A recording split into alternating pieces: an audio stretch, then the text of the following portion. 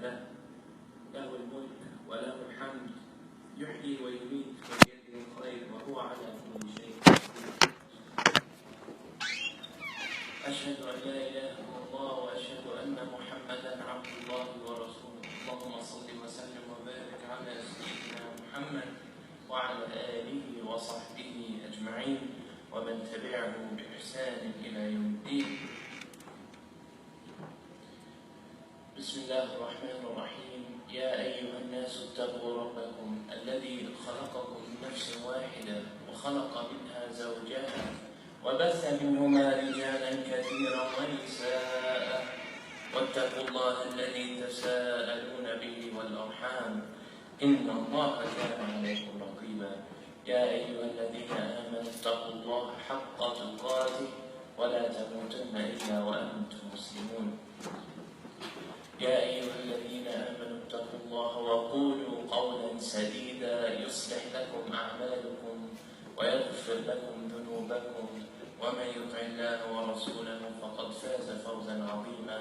أما بعد فإن أصدق الحديث كتاب الله وخير الهدي هدي محمد صلى الله عليه وسلم وإن شر الأمور محدثاتها وكل محدثة بدعة وكل بدعة ضلالة وكل ضلالة في النار. أما بعد, my dear brothers and sisters in Islam, we come today for Yawm al-Jum'ah, for this Friday, as we come together every week. And as we come together as arwah, when Allah subhanahu wa ta'ala drew us together, our souls and the souls of all of humanity, or rather we should say our arwah, our ruh, because the soul in English literature to many people means many different things, and even in Islam and in Arabic we have a nafs and we have a ruh, so it's important to distinguish between the two. And so here we're specifically talking about al-ruh, the soul, and Allah subhanahu wa ta'ala placed a soul into every single one of us as a form of light. And also referring to and from it comes the fitrah of the human being, the natural inclination to Allah subhanahu wa ta'ala, the natural inclination to the tawheed of Allah subhanahu wa ta'ala, the oneness of Allah subhanahu wa ta'ala. And so in Surah Al-A'raf, chapter 7, verse 172, Allah subhanahu wa ta'ala, He talks about this moment where He gathered all of the souls of every human being, where He says, Bismillah ar-Rahman ar-Rahim, وَإِذَا أَخَذَ رَبُّكَ مِنْ بَنِي آدَمْ مِنْ ظُهُورِهِمْ ذُرِّيَّتَهُمْ وَأَشْهَدَهُمْ عَلَىٰ أَنفُسِهِمْ أَلَسْتُ بِرَبِّكُمْ قَالُوا بَلَا شَهِدْنَا. And so Allah subhanahu wa ta'ala, He's saying and mention and remember when I took forth from Bani Adam the souls and the souls of their children and their descendants of all of humanity, and I told them, Alastu bi Rabbikum. And I told them, am I not your master, your Rabb, your creator, your sustainer? Am I not the one who originated you from nothing and then sustained you and your family and your loved ones and all of humanity? He asked the souls of this knowledge, are you not aware of this reality? And they said, قالوا بلا شهدنا. We testify that this is the reality. Every single soul now, whether Muslim, whether non-Muslim, whether Christian, whether Jew, whether atheist, whether Buddhist, whether whatever they may be, their soul testified to Allah subhanahu wa ta'ala that He was their Rabb. And then it is when we came to this earth and we were given a body and we adapted to our environment, whatever it was, that we took up something different from this reality that our souls testified to. And so here we find this kind of division, right, between the soul and the body. That our soul, our light that is within us and that is within our heart, our soul, who we are, the piece of us that will endure this earthly life and will be given heaven or hell or a combination of both.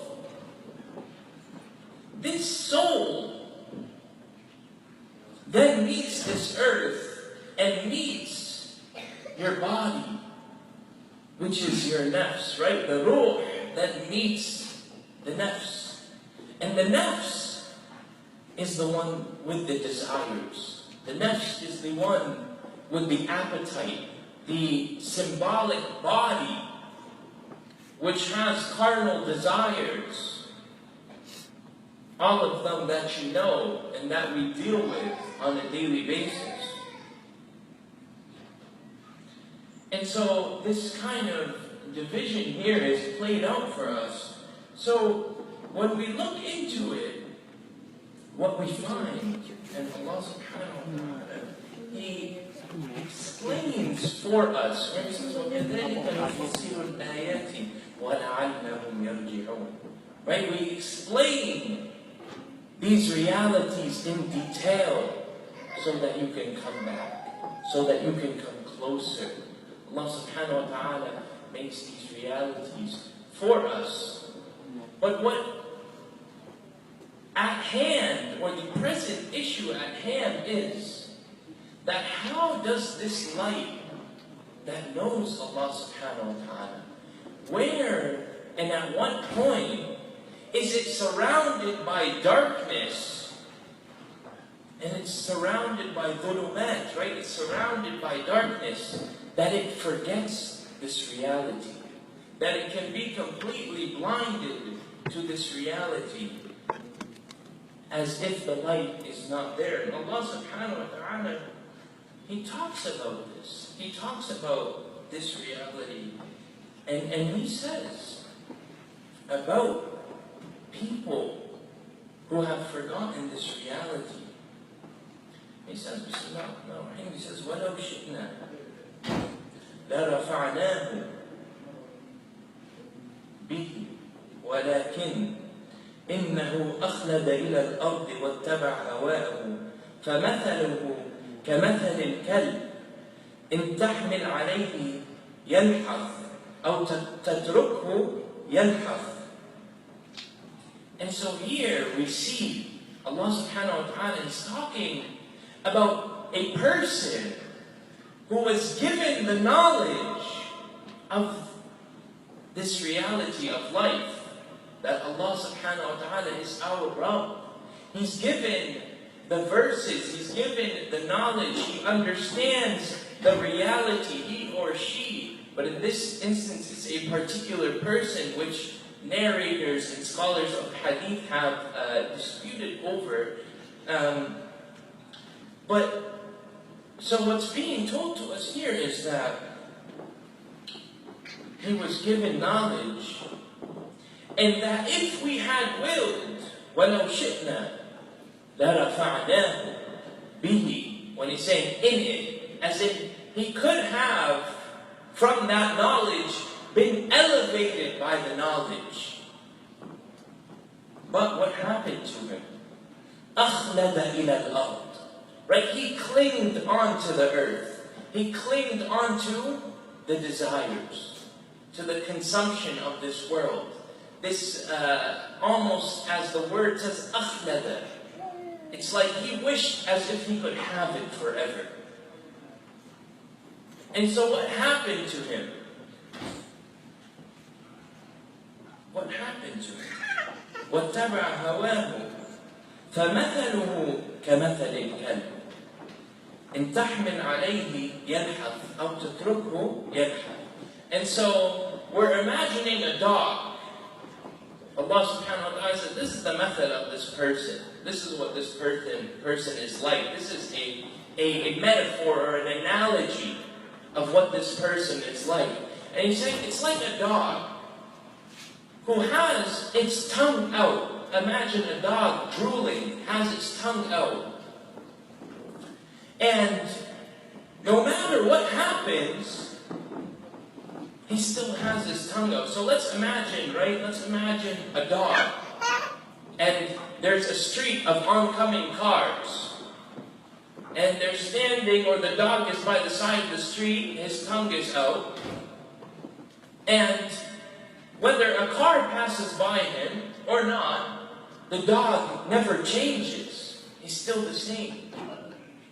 And this is a method to the person who's given knowledge and then rejects it, or is given the reality of Allah subhanahu wa ta'ala and then rejects it, because they get the warning, they get the car coming that could hit them, and the consequences therein, but they don't change. It's like you see the dog, something happens, and there's no change in expression. There's no change in their reality. Right? The signs of Allah subhanahu wa ta'ala, they have no effect. Right? They don't hit them. Because they've become like this dog. So consumed by their lower desires, that all of it is of no effect. سَوَاءٌ عَلَيْهِمْ. Right? It's the same. There's no change. And so Allah subhanahu wa ta'ala gives us this method, right? To really, for us, to know and to understand that we as human beings have been given this light, have been given this soul, and we have met Allah subhanahu wa ta'ala, and we have conversed with Allah subhanahu wa ta'ala. We, our souls, ourselves, we said, بَلَا شَهِدْنَا. We said to Allah subhanahu wa ta'ala, us. And we ask, do we know our souls? Do we know who we are? Right? Or are we just our physical manifestation? Are we just us? Do we know who we are? That's what Allah subhanahu wa ta'ala wants to push to us. Be the soul that you were sent here with. Be the soul. Before everything else came around you and the realities of life changed who you were, be that soul, be that ruh, that pure soul once again. And so Allah subhanahu wa ta'ala here, then He keeps going and He talks about another method. And He says here, and we can look at this method here, and He talks about people who cannot hear even though they have ears. They cannot see even though they have eyes. Right? They cannot do all of these things. So what are these people? And so let's look at this method now. وَلَقَدْ رَبْنَا لِجَهَنَّمَ كَثِيرًا مِنَ الْجِنِّ وَالْإِنسِ لَهُمْ قُلُوبٌ لَا يَفْقَهُونَ. So the first one here, قُلُوبٌ لَا يَفْقَهُونَ. So they have hearts, right, that don't understand. وَلَهُمْ أَعْيُنٌ لَا يُبْصِرُونَ بِهَا. Right? They have eyes, but they don't see with them. They don't look. وَلَهُمْ آذَانٌ لَا يَسْمَعُونَ بِهَا. Right? They have ears, right? They don't listen with them. They don't use them. They don't listen with them as they're supposed to be used. Right? Because people hear, people see, right? As they're supposed to be used. They are completely blind to the reality that we've been talking about. And then He says, أُولَٰئِكَ كَالْأَنْعَامِ بَلْ هُمْ أَضَلُّوا. So he says, these people, right, they're like animals. بَلْ هُمْ أَضَلُّوا. Actually, they're worse. They're even more misguided than animals. Someone will say, how can that be? And one of the great mufassirin, the way they put it is that human beings were given the light, right? They were given the light of Allah subhanahu wa ta'ala. And they had the choice and the ability to be greater, whereas animals did not. And then so for a human being to become like an animal is to be worse than an animal. In the same way that a human being can be greater than an angel, right? That Allah subhanahu wa ta'ala chose the Prophet Muhammad sallallahu alayhi wa sallam. And if we look back into Isra wal-Mi'raj, right, in the journey of ascension, we find that the Prophet Muhammad sallallahu alayhi wa sallam got to a point in the heavens where even Jibreel could not go. And so what does this tell us? That the human being, right, has the ability to be greater than the angels, because the angels obey Allah subhanahu wa ta'ala. But they don't have a choice in the matter.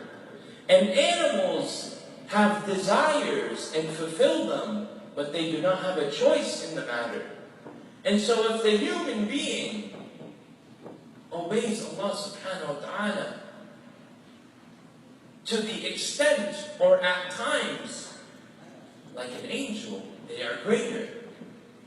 But if they stray away from Allah subhanahu wa ta'ala, they are worse than the animals because of their ikhtiyar, because of their ability to choose each path.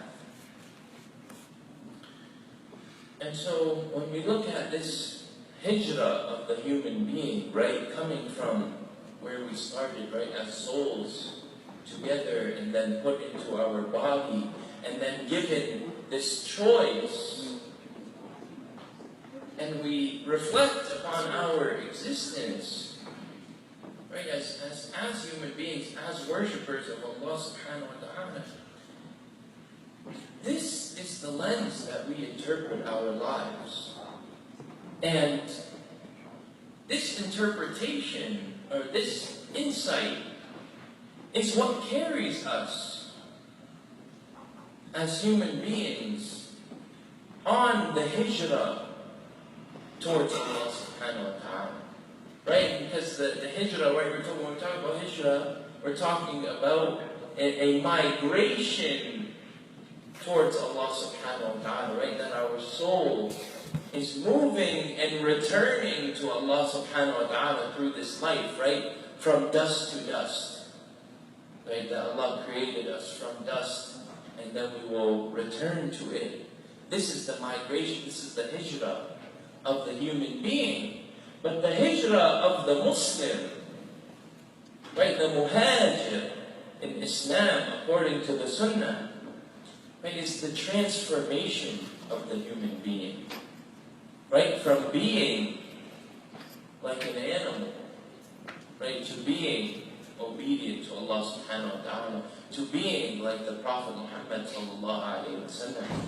And so then we ask ourselves,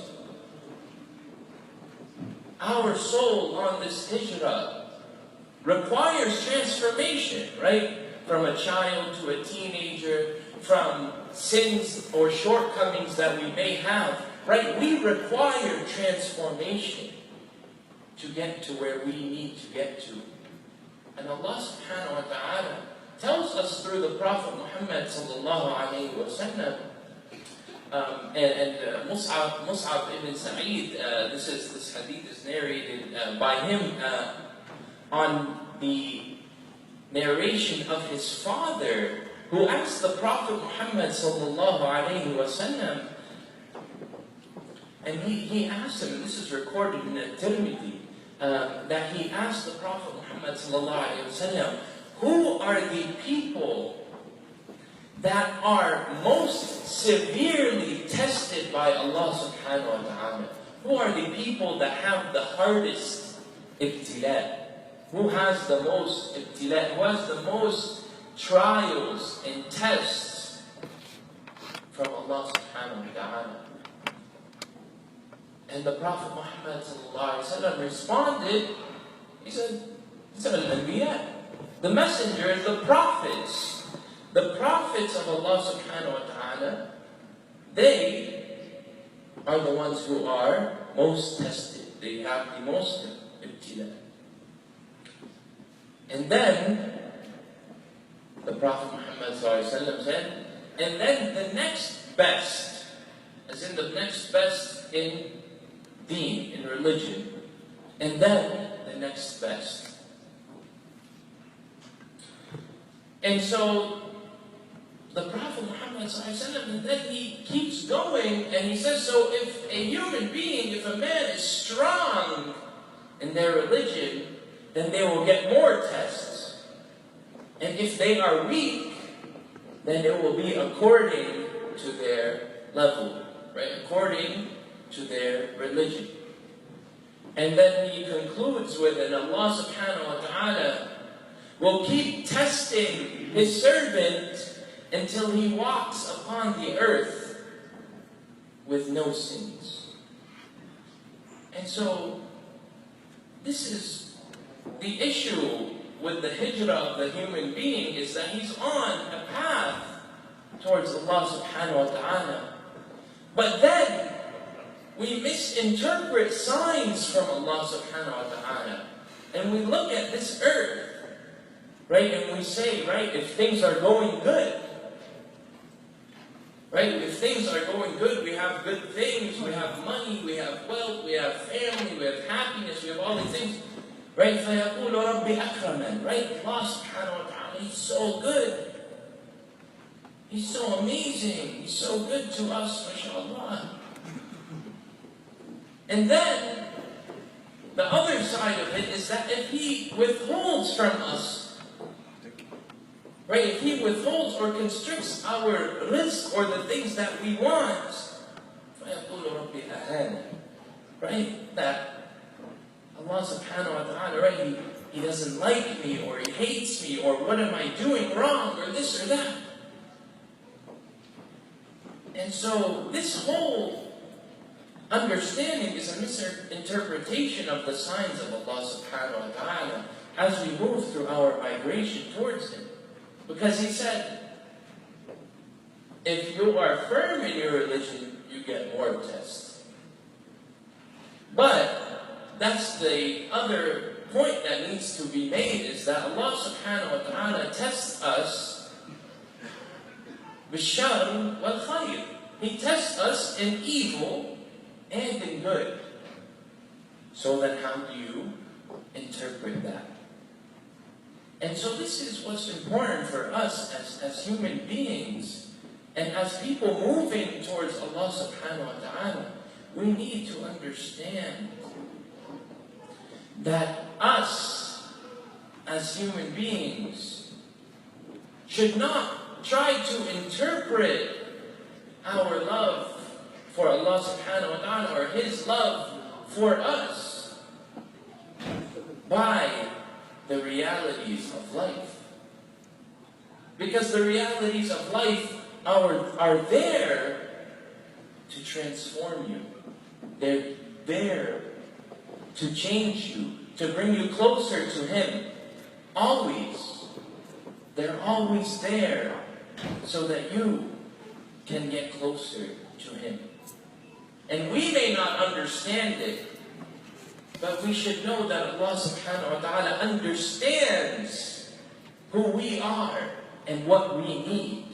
And to the point where Ibn al-Qayyim al-Jawzi rahimahullah, he used to say that if the abd, if the servant knew, right, if he knew what Allah subhanahu wa ta'ala did for him, right, behind the scenes, right, and how He controlled his life and his affairs, his heart would melt out of love for Allah subhanahu wa ta'ala, or her heart would melt out of love for Allah subhanahu wa ta'ala, if we knew the care and the gentleness and the kindness and the ways that He averts us from harm, or that He gives us different tests so that we can transform and change and go closer to Him, we would melt in love for Allah subhanahu wa ta'ala.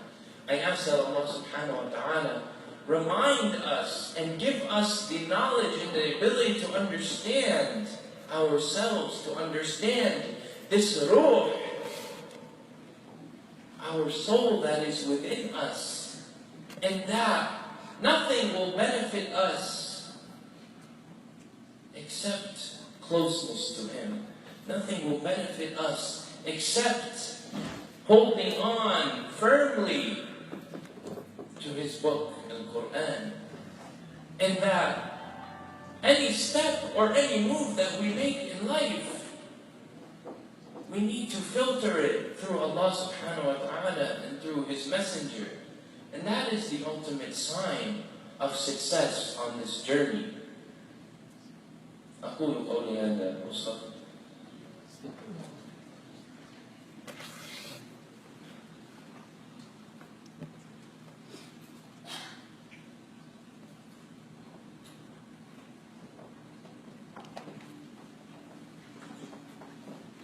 الحمد لله رب العالمين والصلاة والسلام على سيدنا محمد وعلى آله وصحبه أجمعين. I can just ask if you guys could move up, inshallah, make room for others.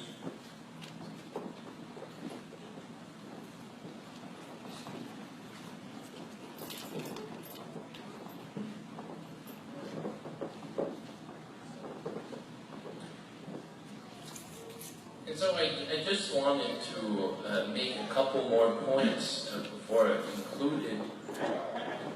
And that being, we, as human beings, we see other people, we see and interact with other people of all different faiths, of Muslims of all different backgrounds and races and differences in opinions and so many things that are certainly different from amongst us.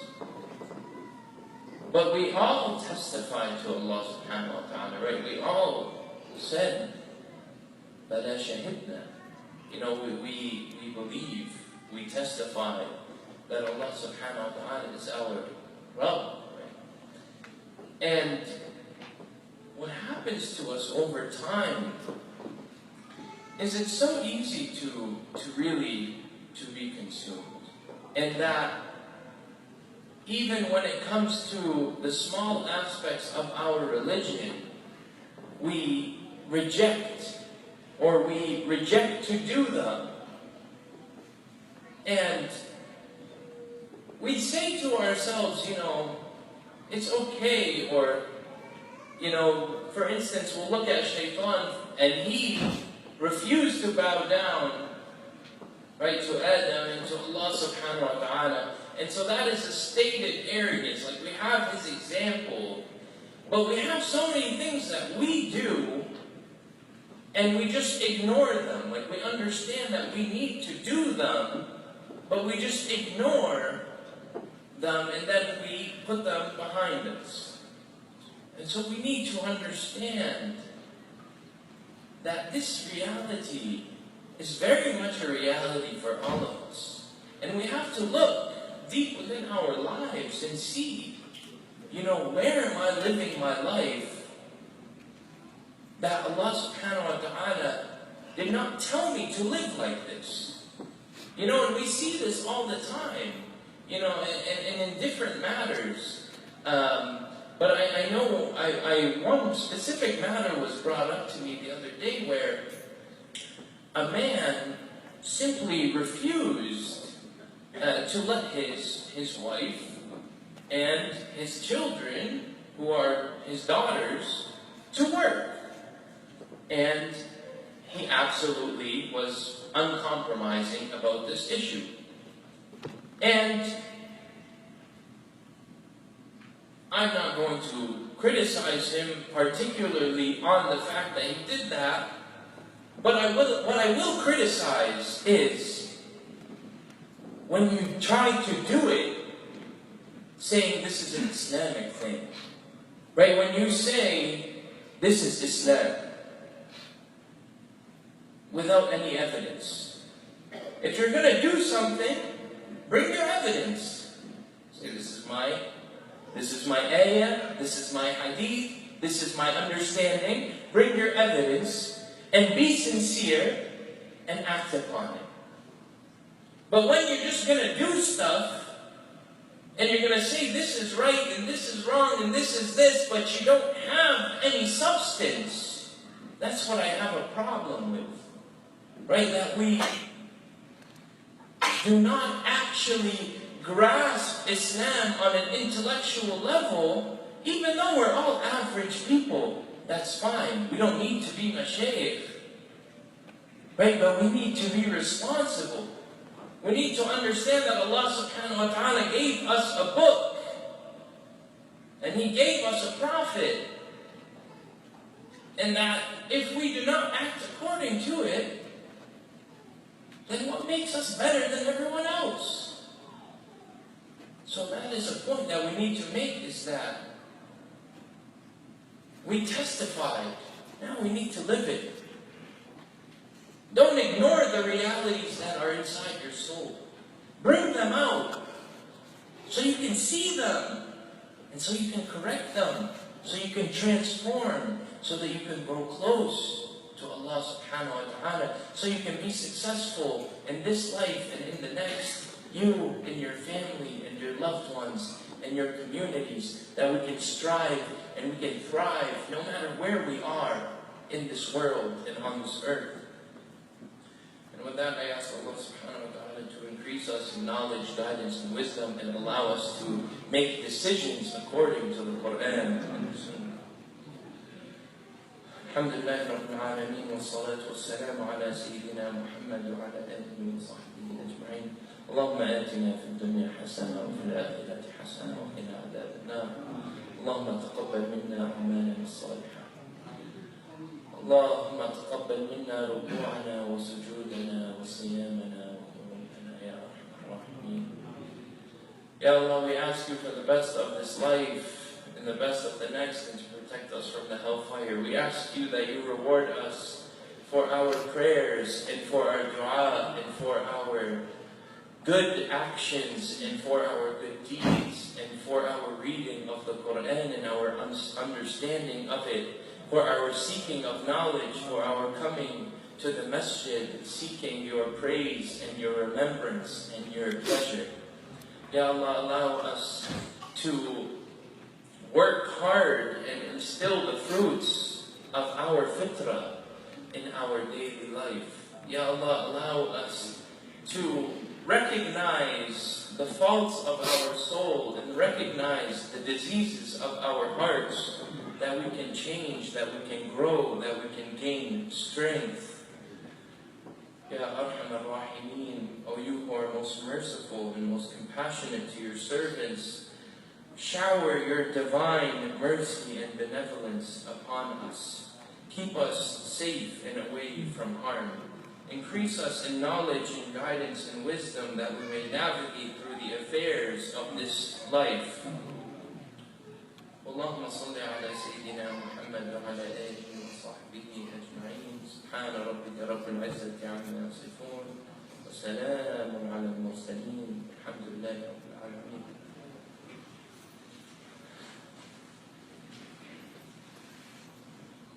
إن الله يأمر بالعدل والإحسان وإيتاء ذي القربى وينهى عن الفحشاء والمنكر والبغي يعظكم لعلكم تذكرون. أقم الصلاة.